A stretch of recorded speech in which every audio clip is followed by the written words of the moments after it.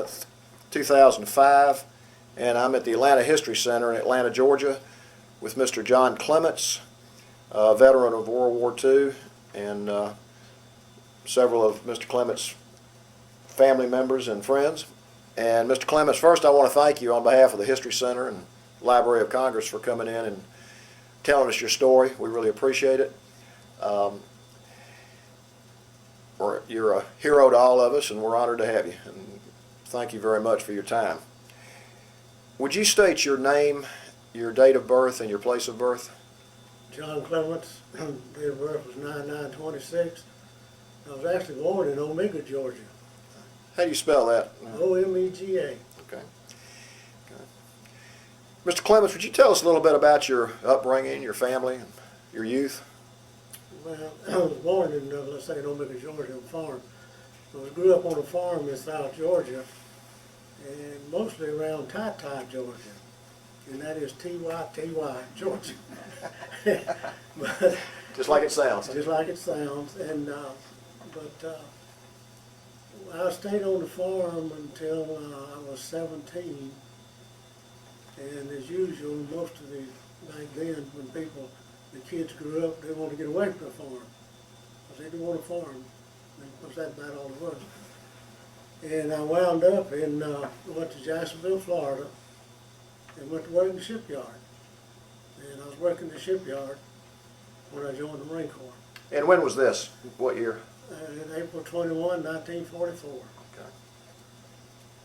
Going back a little bit, what were your feelings when you heard that Pearl Harbor was attacked?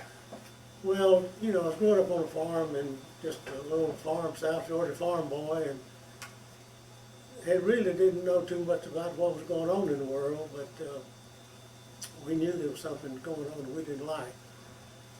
And there was 5 boys and 3 girls in my family. And we wound up with all 5 boys in the service. The baby, of course, he was in the Vietnam War. The 4 of us was in World War II. 2 of us in the Marine Corps, 1 in the Navy, and 1 in the Army. And I was working in a shipyard in Jacksonville, Florida. And you go to movie and you see all these newsreels about the war. And everybody was so patriotic. So I was only 17, and I decided I wanted to join the service, join the Marine Corps. And I got my parents to sign the papers. I went down to the Marine recruiting office, and I had a brother who was 2.5 years older than me, was in the Marine Corps. And the guy asked me, why did I want to join the Marine Corps? I said, I don't know. I got a brother in there, and I just thought I'd like it. And that's how I got in the Marine Corps. I went on a train from Jacksonville, Florida, to Parris Island, South Carolina. But the first day I got to boot camp, I decided I shouldn't have done this. This is not what I was expecting. And so anyway, after I stayed there, we got on through boot training. It was, of course, it was tough. But we left Parris Island and went to Camp Lejeune, North Carolina. I went to mortar school, 81mm mortar school, and was trained as an 81mm mortar gunner. And we left there, we shipped out from there, went to San Diego, and then left San Diego for the South Pacific. What was your family's feeling when you enlisted? Were they excited about it, or a little bit reluctant? No, they weren't really excited about it, but like I say, at that time, the world, the States at that time was a whole different place. Everybody was patriotic, and everybody believed in doing what they should. And even though I was only 17, they reluctantly signed, and I went in. But it wasn't, no, they wasn't real too happy about it, but they did it. Was proud of it. What's your most significant memory of your training? Oh, a lot. Well, it was just so much different from what you go from civilian life into military life, and it's just a complete turnaround. I mean, you're used to doing what you want to do, and in there you do what they tell you to do. and you do it when they tell you to do it. And it was a lot different. It was so much of a sudden change. But once you're there and start getting into it, to me, it was tough, but I was raised on a farm and I grew up tough anyway, and so it wasn't all that bad. But I remember a day when there's about 60 men in a platoon, I believe. Of course, the DI drill instructor, they treated people a little different back then than they can now. And you know, Paris Island is surrounded by water and mud. Well, he got mad at us one day, and he marched us off into that muck. And fortunately, I was on the rear end, and just about the time I'd get to it, he turned us around. And we came back out, and he turned us back around, went back in it, and I got right to it again. He turned us back around. I was fortunate. I didn't get into that mud. But he marched the platoon off in that thing about twice or three times. But he got our attention. And that was one of the instances I remember very well about boot camp. So I guess probably one of the most. But the biggest thing was it was just such a completely turnaround from civilian life to military life. When you shipped out to San Diego, did you go with your unit, or were you No, going? we were just a whole trainload of. We had been trained in different things, and it was just a trainload of all the different people on the train. We shipped out from Camp Lejeune to San Diego on a train, and we went to down the southern route. And we got to Vicksburg, Mississippi. I believe it was Vicksburg or Natchez. And people still don't believe this, but they had no bridge across the Mississippi River. And they put the train on a ferry. It was about 2 car lengths long, and they would put 2 cars on, back off, put 2 more on, till they got the whole train on there. Got to the other side, then they coupled up 2, back up till they got the whole train coupled up again. Then we went on west. And we went on day for a whole day without any food. They finally got a dining car hooked to us. And we got some food. One day in Albuquerque, New Mexico, they took the whole trainload of us off and marched us down the street in Albuquerque to a hotel and fed us at the hotel. And they didn't do it all at one time, it was each car at a time, but we went marched right down, I don't know where it was, Main Street or what, right down in Albuquerque, and they fed us at the hotel. I guess everybody liked that, didn't they? Oh yeah, it was a lot different than we've been having. And we got to San Diego, and I was only in San Diego for about a week or 10 days, I don't remember just how long. And then they put us on a ship, and I'll never forget that old ship. It was an old Dutch ship named Fontaine. There was no fresh water except what you drank, and that was only twice a day. They turned the water fountains on twice a day, and that's all the fresh water you got. And you showered and everything else in salt water. You washed your clothes. We was out. We left San Diego on one ship with Honolulu. We was there overnight and joined the convoy and stopped in the Marshall Islands. And we were there for about a week, best I remember. And they would take so many of us off each day to go on the island, and they called it for a beer party. Well, I didn't drink, so I went anyway. And when I first went to the Marine Corps, everybody said, well, you don't drink now, but you'll drink when you get out or go in. I said, well, maybe so, but I'll be 79, and this is the 9th of this month, and 2 days from now, and I still don't drink. Good for you. So, but most people do, 99% of them do. Anyway, the day that I went on the island for the beer party is when I had my 18th birthday. I was only 17 when I went, and I was in the Marshall Islands when I returned 18. And we stayed there for probably, I don't know, a week or 10 days. And we went from there to Guam. The island of Guam had been secured, but we got there in time and that's when I joined the 3rd Marine Division. And we had what they called a mop-up operation. It was completely sweep of the island to see if all the Japanese had been routed or done away with. And we spent a couple of weeks just sweeping the island, cleaning it up. Describe that, what that was like, your feelings when you were doing it. Well, I remember the first night. I mean, Guam is a lot of jungle. And the first night that we spent, I remember I had to take my knife, I had a machete, and I had to chop out a place big enough to lay down. That's how thick it was. And one day we was going through this jungle, and all of a sudden we came up on a cliff, and we couldn't, it was so steep, we had to back off and go around. And, but fortunately or unfortunately, I was seen one Japanese, and he was running so fast it was just a blur, so I mean, that was the one I seen there.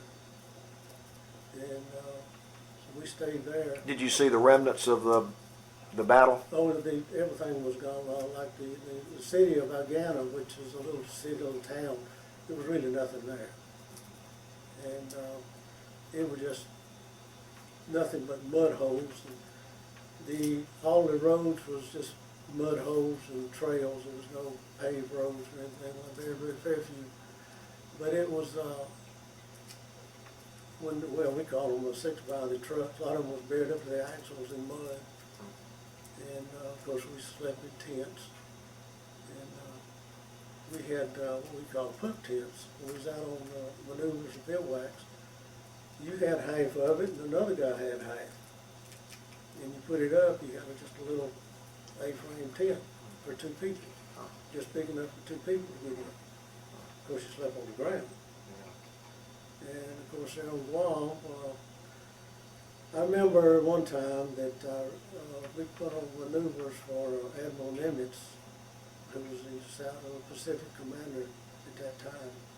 Chester W. Nimitz was the fleet commander Pacific. And we were up in the hills in Guam, and there's a lot of red clay up there. And it rained, and I was in a mud hole, that's lived in a foxhole, and it was full of mud and water. And it's unreal, the feeling that I had that night. It was just so unreal. I just got so mad laying in that mud and water. But anyway, I survived it. And the General Erskine was the Commanding General of 3rd Marine Division at that time, Grays B. Erskine. And they sent me, our battalion sent me back to the regimental quarters. Well, first of all, let's go back a little. When I first got to Guam, after this sweep, they sent me to the 21st Regiment in the 81. I was trained on 81. They sent me to a 60 mortar platoon. I was there for about a month, and for some reason I never will figure out, I don't know why, they sent me and about 7 or 8 more men, transferred us to the 9th Marines. And when we got there, the first sergeant's tent, there was the communication officer was there, the 2nd lieutenant. And he asked the first sergeant if he had any communication men in that group. So he looked at all the MOs, and he looked and said, no. And he turned around and looked at me and a couple more guys and said, how would you think you like communications? Well, it sounded pretty good to me. And I said, yeah, I think I'd like that. He just turned around and said, I want him, him, and him. So I got into communications. And so anyway, I was detached from our regiment back to battalion headquarters on Guam when we did the maneuvers. This is before we went to Iwo Jima. Now, is this when you were were you in the 1st Battalion? The For the 9th Regiment, right. 3rd Division. Right. And they sent me back to the regimental headquarters for communication between the two units. Well, we were out for a couple, 3 days. I don't remember how long now. It's been so long. And then, of course, they were simulating combat. Our regiment had moved, and General Erskine came up and wanted to go up to where our battalion was. Well, they had moved, and I really didn't know where they were at. And there was another little Marine there, and he come running up and says, "I know where they're at." He said, "Okay." So everybody piles into their vehicles, everybody to go up to where our battalion was. Well, I looked around. I'm just a PFC at this time, and I looked around, and the only vehicle that wasn't full was General Erskine's. And I went up to him and I said, "Sir, can I ride up there with you?" And he said, "Yes, sir, son, you sure can." And he got out, and I crawled back in the back of that Jeep. And we went up there, and we got to our battalion. Of course, he's a general, and everybody else, when they see him coming, they snap, start saluting everybody down. And here I am, just a little lonely private, riding up there with the commanding general. And our communication officer came to me after everybody kind of settled down, and he said, "Well, son, I know one thing." He said, "You believe in riding in style, don't you?" So but he was a real good guy, and I found out my time in service, the higher the rank, usually the easier they were to get along with. Really? But he was a real down-to-earth person. And that was my experience on Guam, and before we went to Iwo Jima. And when we left Guam, Now, approximately when was this when you left Guam? it's well, February 19th was when we invaded Iwo Jima. We left there probably a week or 10 days. This is 44? 44 or 19, no, 45. I mean 45. 45. The invasion was the 19th of February 45. So it was a week or so before the invasion. But anyway, and we walked from our Marine Corps believed in walking. And we walked from our company area and spent the night on the way out in the boondocks to the ship. Instead of going in trucks, we walked for 2 days to get to the ship. And then we left there, of course, and went up to Iwo. Did you know you were going to Iwo Jima Yeah. at the time? Yeah, they had told us where we were going. And we got there, and of course they had bombed that place for months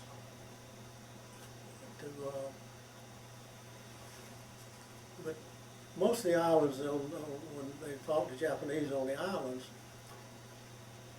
they would come out they call them bonsai attacks, and they would actually jump on tanks and try to prise the hatch loose. And they'd come out in droves. Well, it was just, the guys with machine guns and tanks were just, just mowing them down. But Iwo was different. They were dug in caves. Iwo was nothing but a catacomb of caves and tunnels. Reinforced concrete tunnels on top of that, and they bombed it, but they were down. And they thought they had it pretty well secure, but of course they found out different. And the island itself was, of course, volcanic ash, most of it, and Mount Suribachi. I was not in the first wave, but we went in. It was the guys that went in, and of course, they waited till the beaches got full, and then they just started annihilating. And it was, well, let's go back. I mean, war is hell. And they lost so many people, and the terrain was so different, they couldn't get the vehicles in. They just bogged up in that sand and tanks and things like that. They have to finally laid some metal mesh strips down to get them off the beach. But the whole island. Every time it rained, it would smoke just like it was on fire. Smoke was boiling up, there's sulfur, and they had sulfur mines there, and it was just, the whole island was smoke all over. And the reason they wanted it, of course, was the airfield. It was halfway between Guam and Japan. The 29th Bomb Group, the B-29s, would leave Guam and Saipan and bomb Japan. But if they got shot up, most they had to ditch in the ocean. They couldn't make it back to Guam or to Saipan. So they wanted the island, the airfield, so that the shot up bombers could land, and plus also they could have a fighter group, but fighters there to escort them from there to Japan and back. And of course it took a little while, but the Seabees came in and do a terrific job of getting the airfields cleared, one of them. As quick as they got the airfields, it was, before they even got them really completed good, a couple of B-29s come in there, shot up, and couldn't have made it back to Guam or Saipan. And they brought a squadron of P-51 fighters in to escort them. And every morning, the B-29s would come over on the way to Japan. The P-51s would take off and fly up to Japan with them. And then on the way back, the B-29s, if they were shot up or something, they'd land there and to get fixed up. Of course, the fighter groups would come back and land. And the ones that couldn't, they'd go on back to their home base at Guam or Saipan.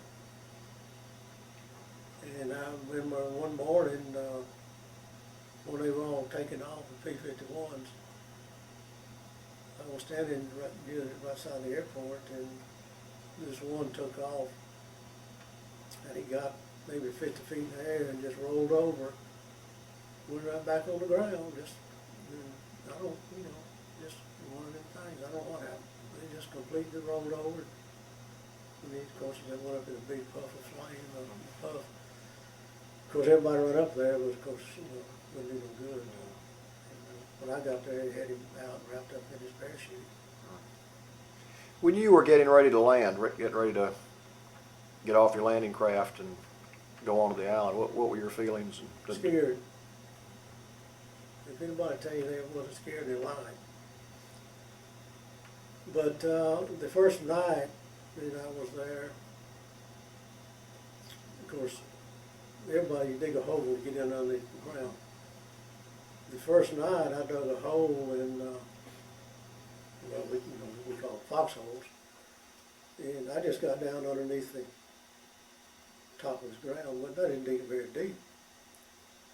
Well, sometime that night, I don't know what it was showing, whether it was artillery or mortar. It hit right there and covered me up, just covered me up in dirt, like volcanic ash. Tore my pack up. And it felt like somebody hit me in the rear end with a sledgehammer, concussion. And it took me about 30 minutes before I just kept easing my hand down because I thought I was tore up. But fortunately, I was not hurt, except, just concussion. And the next night, I had a hole that I could just barely look out of. I had it deep enough. But then... Did you move forward? We moved up the next day for a short distance. And I dug this hole just narrow enough that I could get in it. I said, well, I figured that the narrower it was, the less chances of somebody going in it. Good thinking. And I had it so deep, but anyway, and 2 days later, it was big enough for me and another guy to sleep in, because every time anything was shelled, anything that hit close to it, it just caved in. I have to dig it out again. But describe what you did while you were on Iwo Jima every day. What would you do? What did you see? What did you feel? Well, every day you just you see dead bodies for one thing, and you lay there, you sitting there, and all these shells going back and forth, and artillery both ways, them shooting and us shooting. And I remember the next day or a couple days later, I was laying in a bomb crater, It would be a bright sunny day. And of course this artillery was going off all the time. And I'm just looking up and all of a sudden I seen this shell coming. And you always heard, if you can see it, don't worry about it because it's not going to be you. And for some reason, it didn't bother me. Because I watched it, I followed it, I just followed it as it went on back. It went over me and landed about 100 yards behind me. And then it happened to be a dud, didn't go off. It just dug into the sand. And, but I was attached, let's say, communications. And after we moved up a little, they again sent me back to the regimental headquarters. And every morning, they had me and one from each company or each battalion attached back to regimental headquarters. Every morning, before daylight, we would have to carry out the operations orders for that day. And we would have to leave we were at it to carry the orders up to our regiment, our battalion headquarters. And of course it's dark, and we had a Jeep, and about 4 of us get in that Jeep and find our way up. And I remember one morning we went into this company's CP command post, and the other Marine, it was his command post. He got out and went down to carry it to where his commander was to deliver the orders. And all of a sudden I heard screaming and hollering, and Japanese had slipped in there and was sleeping. It was right there amongst all these people that was sleeping. And he had a grenade and he pulled it, and every night you'd have a password. And that night it was presidents, any president. And I remember him hollering, "Presidents, Roosevelt," and just dove in the hole with some of the other guys that was already there. And of course the Japanese, it blew his part of him off, and we were held up there for a while. But we had to do this every morning. And it was, in fact, we'd almost back over people with that Jeep in their holes trying to get around. And of course they flew flares, they shot flares up every night. They were little flares with parachutes. And when they'd open up, it would be about a 3 or 4 foot parachute. And it would just float down and just light up the whole area. And they shot those up all the time. Back in our regimental headquarters, where I was attached to, was between there was caves on both sides of us.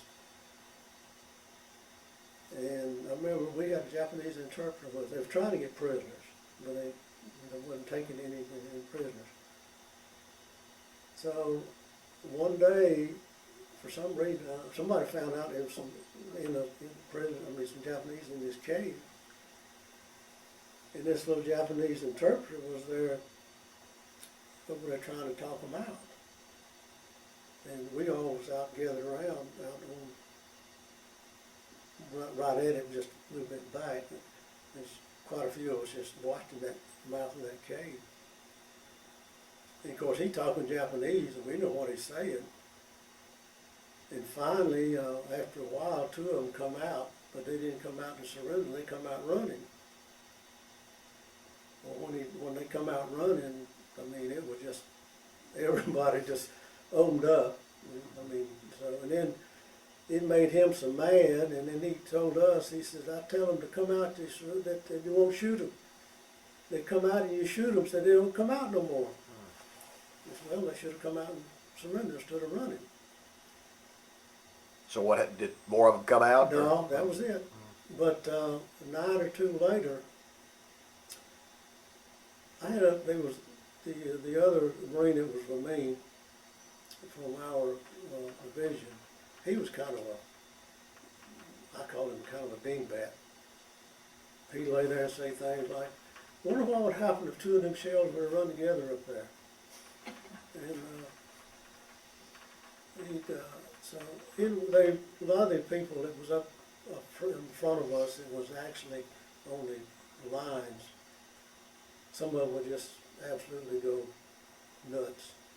And they'd send them back for a couple of days and let them kind of get themselves organized again and send them back up. So they sent this one back up, and he stayed over at ours one night, and where we were at, and he stayed with us.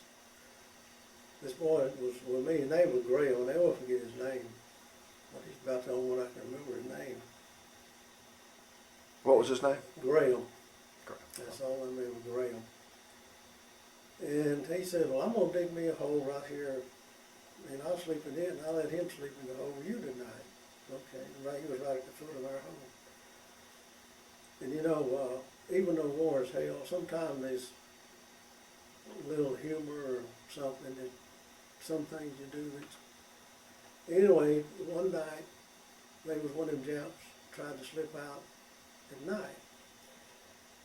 And somebody, we had a cook, and somehow he seen him or heard him or something, and he shot, and he just wounded him. And he started, the Japanese started moaning and groaning. So I don't know how bad he hit him, but he hit him, and he was moaning and groaning, moaning and groaning. And it was, each one of us in each one of these holes, I don't care how close they were, there was supposed to be one person asleep awake at all times. One would sleep, the other would stay awake. Well, it was my time to sleep. Well, I couldn't sleep because of him moaning and groaning, and he wasn't too far from us, right near us. And of course, it was dark, couldn't see anything. And this Marine that they had sent back up, he had an M1 rifle, M1 Garand.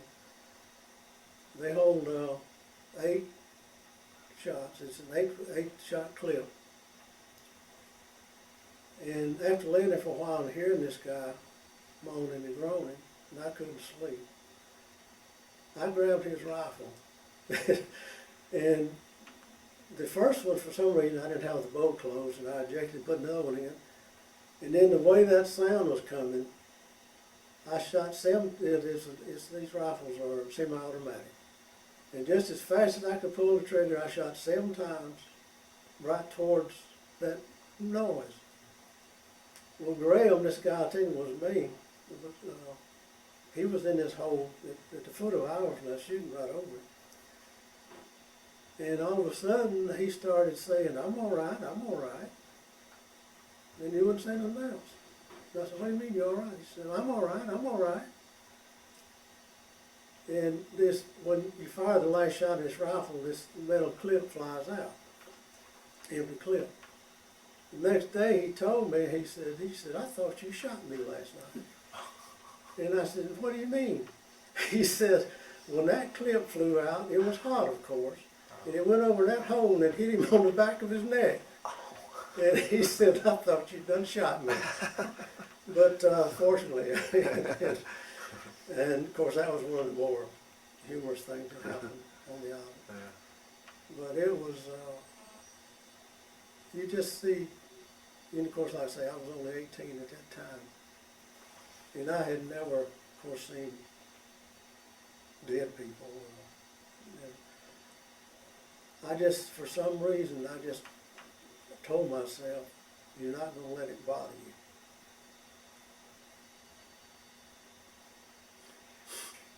you. As the battle went on, did you continue to have to shuttle back and forth up to the front lines? Every morning we got to take out these orders.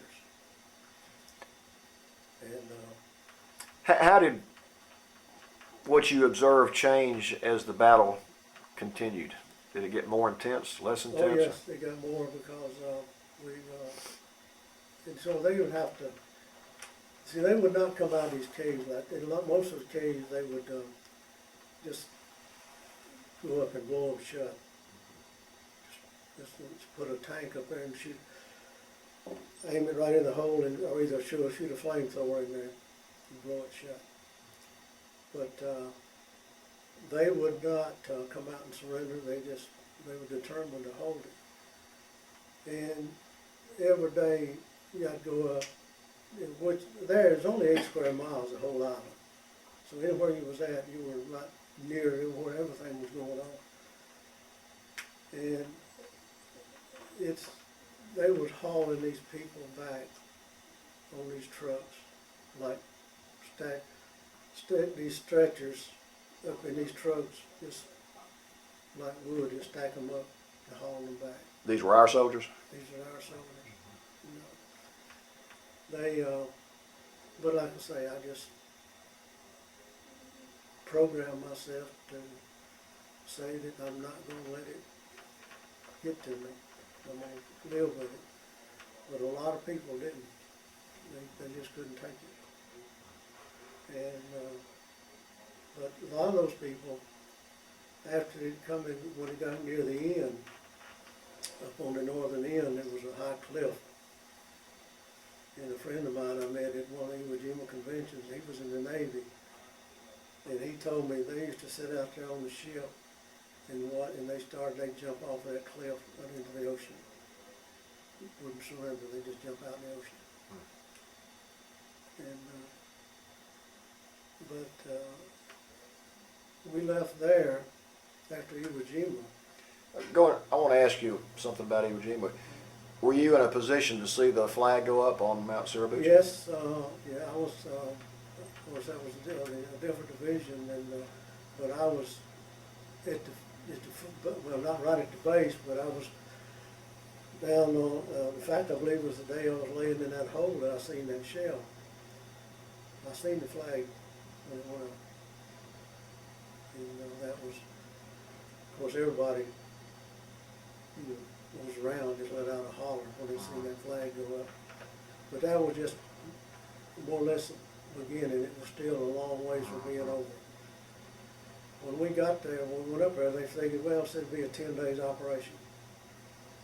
Well, I think it was 29 days before organized resistance broke. And you were there the whole time? I was there the whole time. And but what was the feeling of you and your fellow Marines once you realized you'd taken the island? oh well, everybody was a real happy joy. And we left there. Well, it was just a whole different. Back then, these guys, most of them were like me, young, I might blow my nose, won't stop for just a second. Sure. Yeah.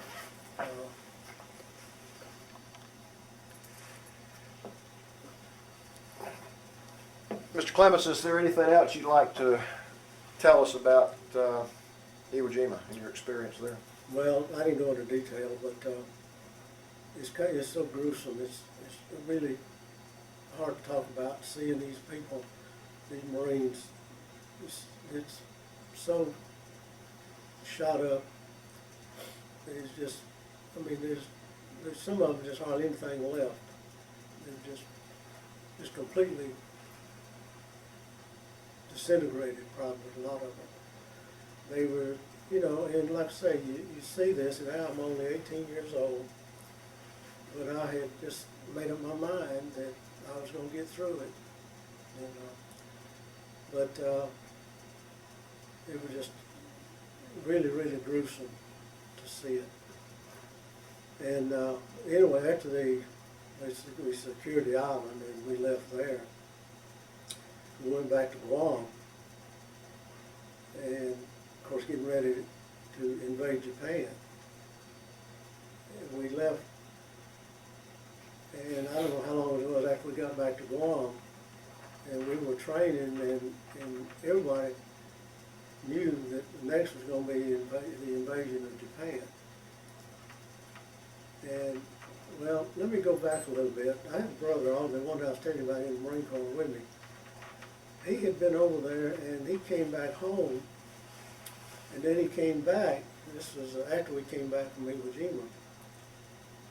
And I found out that he was on the island of Guam, and so I got a pass my company command. I went down to see him, and I came back and actually got him transferred into my same company with me. And he was there with me, and during the time after we came back from Iwo. And then they dropped the bombs, on the two atom bombs. and the war ended. And the war ended, the 3rd Marine Division disbanded.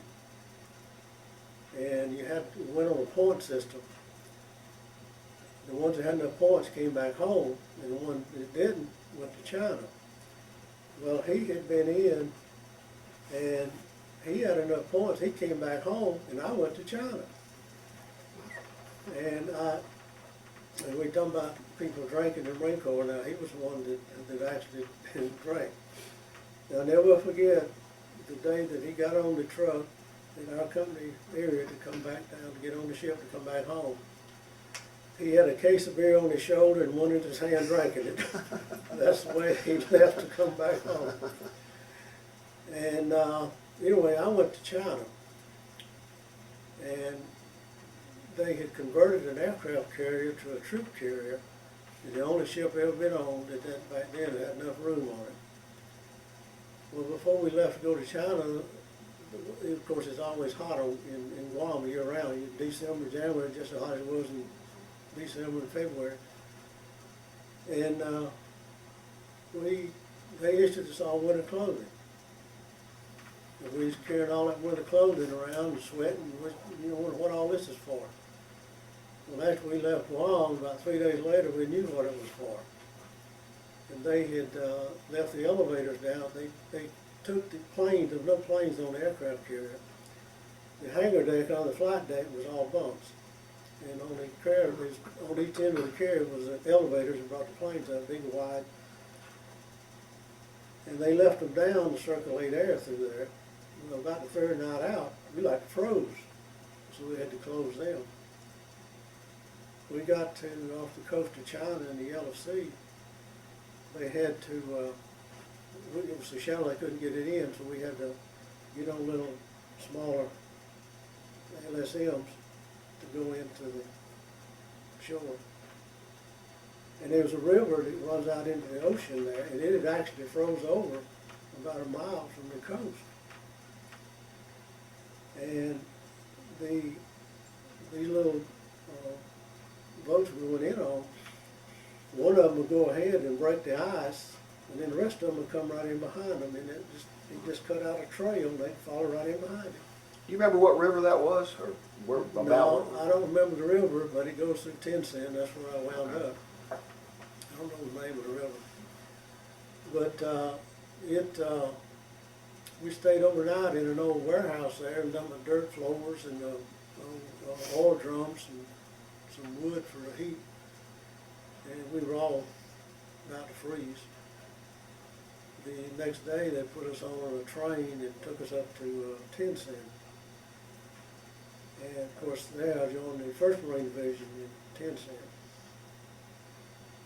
And of course, I was still in communications, and we would work 24 hours on and 24 off. We'd go down and stay at our office we'd stay down there 24 hours, and then we'd stay off 24 hours. And what were you doing? We were at the message center, and well, actually, it was the whole communication center. Well, it was actually a message because all the messages came through us teletypes, and then we'd have to distribute them out to the different companies. And we was staying in a former Japanese girls' school, which was a 2-story building. In the ground floor, they had the office, and the up floor was just a big dormitory type. You know, I wound up one of the worst colds I ever had, and going from one extreme to the other, temperature. And I remember right out in front of our barracks, there was a little canal run down the side of the barracks. There was a little bridge that went over it, kind of a little hump bridge. You know, in China they had the rickshaw, that was in motor transportation, and the 3-wheel bicycle was in taxis. And I was there, first day I was up there looking out that window, and I seen this, they call them salours. And he was pedaling up this, going over this little hump. Of course, he had a passenger, one little back here. He's pedaling along, you know, and he gets about halfway up the bridge, and all of a sudden he starts pedaling backwards. And I said, no, I've been over here too long. There's something wrong. And I watched it, and all of a sudden, I mean, and I got to watching, and everyone, they'd get about halfway up that, over that little bridge, and they'd be pedaling forwards, and they'd start pedaling backwards. It's fun to find out, forwards is high speed, backwards is low speed. So, and they had little hand brakes, so I just, you know, for our bicycles here, you pedal to the brakes. But I thought I was going nuts. But I was there from December until April. And when I left Tencent, we left on a little barge, and we came down that river on a barge, and came all the way out to, and the ship was anchored out about 3 or 4 miles from the coast, and went out and all the way out to the ship, and that's how I left there. And so when we left there, of course, and that was a nice ship. It was a USS Randall. His name was it. It was a real nice ship. Had plenty of fresh water and all. And came into San Diego, and when we got to San Diego, when we docked, it's amazing, the ship was leaning because everybody on there was over on the side seeing what it was, because we'd been gone so long, everybody was on that side looking, and the ship was actually leaning to one side. And I was only in San Diego for a few days, and got on another train, came back to across the states to Camp Lejeune. This time we came across through New Orleans, and we did come across the bridge in Mississippi that time coming back. And we got to Camp Lejeune, and I was discharged there 11th May 46. That's one date you don't forget, isn't it? That's one day I don't forget. What were your emotions when you heard that we had dropped the bombs, the atomic bombs, on Japan? Well, really, we didn't know what was going on. We had never heard of it, and of course it was all new to us. But then after they dropped the second one, and then after they surrendered, I mean, of course everybody was, you know, I mean, gee, the war's over. And of course you hear a lot of criticism about how many people they killed with those 2 bombs. But I can assure you that if they hadn't dropped them 2 bombs, there'd have been a lot more people killed than they did by them 2 bombs being dropped.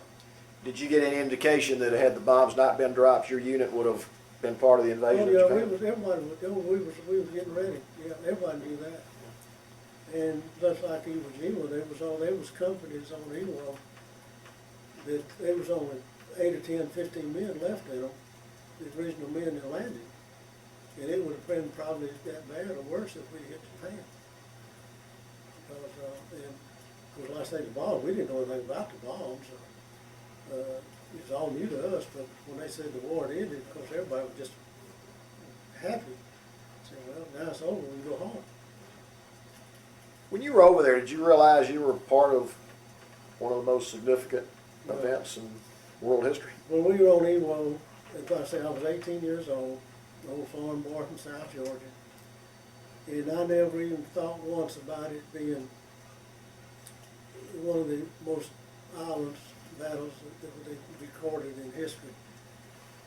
But of course, now, like I say, now, since I realized it, I'm kind of glad I was there. I mean, since I had to be there, I'm glad I was part of it. Well, we're glad you were too. I didn't have no idea of the significance. I knew that they wanted it for the airfields, and I knew that later on they told how many airmen that were saved by those airfields. And of course that, you know, makes you feel good because you were part of that. But at the time this was going on, we had no idea that that flag raising would be the most photographed picture in the world. And it was just, we were just going about everyday business, what we're supposed to do. Speaking of the flag raising, did you know any of the individuals that were involved in that? No, they were in a different division. I think it was the 4th division that did that, and I was in the 3rd division. But in the Iwo Jima conventions, we, of course, everybody was on there, 3rd, 4th, 5th, CBs, Navy, everybody was on Iwo. Of course, you meet some of the guys in some of the divisions, but not none of those. I don't think is, but I don't even know if there's any of them left. Maybe one. It's but we did have an Indian interpreter in my outfit, communications, and they finally got recognized for what they did. Are those the ghost talkers? Yeah, it was ghost. There's no way in the world that anybody could ever decipher that. Because, like I said, we had one in our outfit, and we were on maneuvers when we was on Guam. They doing you go through the simulations. That's what it's on, trained in, the simulations. And he would get on the radio talking to another one, I mean, in another outfit, sending a message back and forth. No way in the world anybody could ever decipher that. And of course, that's why they had him. And, but he was a real good guy, and he was a Navajo Indian. But the language is just so that it's just like it sounded. I mean, to me, it's like it was grunting and well, anyway, no way to describe it. It was just. But I'm glad we had them, because the Japanese had, there was no way they could decipher that. Can you describe what kind of impact your service had just on your life in general? You know, what you saw and what you did? And well, what you it's had an impact, and lately, more so in the last few years, realizing just what we did. And also, I don't know if I can go into it, but last December, there was a Kennesaw State University student. Her father was in the Marine Corps in Iwo Jima. And a couple of years ago, she said, she got a hold of a little veil of this Iwo Jima sand and gave it to him, put it on a Christmas tree at Christmas. And she said in all her years, she had never seen him cry. And when he looked at that, he looked at it a few minutes and said he just busted out and started crying. And so she decided to do something to honor him and some of the Iwo Jima veterans. And last December, she did up at Kennesaw State University, and she had people come in from all over the country. The companies donated their time. Delta Airlines flew them in. The hotel donated the rooms, and she had an artist, and she called me and asked me if I had a picture, and I had a picture I was taking on Guam when I was 18, and this artist, I didn't know what it was. Anyway, we had the ceremony on Saturday at this college. And this girl, it was about a 12-foot long piece of solid glass and about 6-8 foot high. She had took all these pictures that these people had sent in, and had engraved them in this glass and made a monument out of it. I mean, it was a real memorial. And I don't know, but she was just, it was the way she did it, I don't know, she just engraved these pictures in this glass. And it was dedicated up there to the State College. And then on Sunday morning, they had a memorial service, complete with a Navy chaplain and the Marine Corps Honor Guard with salutes and everything. And of course, I told my wife and a lot of people that was one of the most rewarding weekends that I have ever spent. They wined us and dined us and carried us to, now it's supposed to have been Thrashers, but they were on strike at that time, so they carried us down to Hawks game, which at that time Hawks was losing all the games. But they drove us around. They had regular Marine Corps vans and regular Marine Corps personnel. They carried us, drove us around everywhere. And we were just treated like royalty everywhere we went.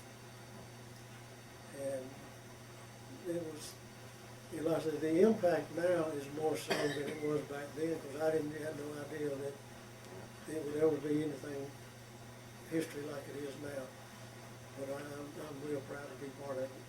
Well, you should be. Is there anything else you'd like to say before we end the discussion? I can't think of a whole lot more that I need to say. I just hope that if this is any good, I hope somebody gets some good out of it and see what some history back happened the years back in the 40s.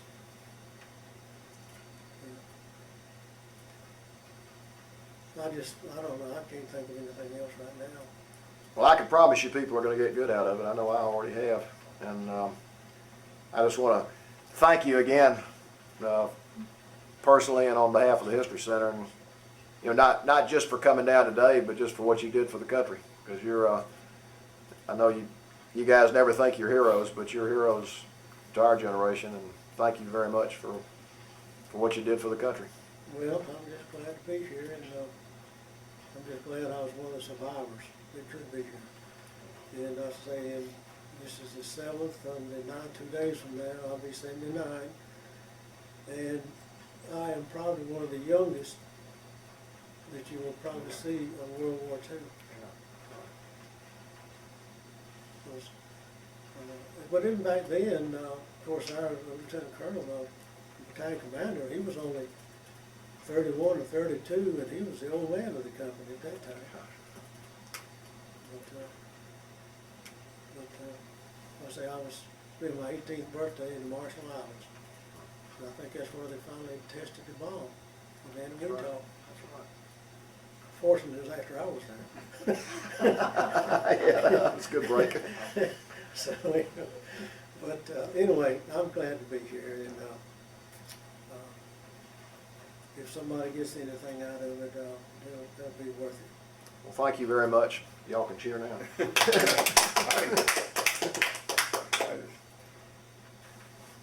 Mr. Clements, one more question. You mentioned you had brothers in the war. Did they all survive the war? Oh, yes, fortunately, one of us did. In fact, well, the one who was in the Marine Corps, he passed away several years ago. But the others are still living, and my oldest brother was in the Navy. He just turned 90 a couple of months ago. And let's say my baby brother was in the Air Force. He was in Vietnam, and he's, I think, about 75, 74. And but fortunately, we all lived through, we got through all the conflicts of World War II and Vietnam. Well, thank you again, and I know you're proud of your brothers too.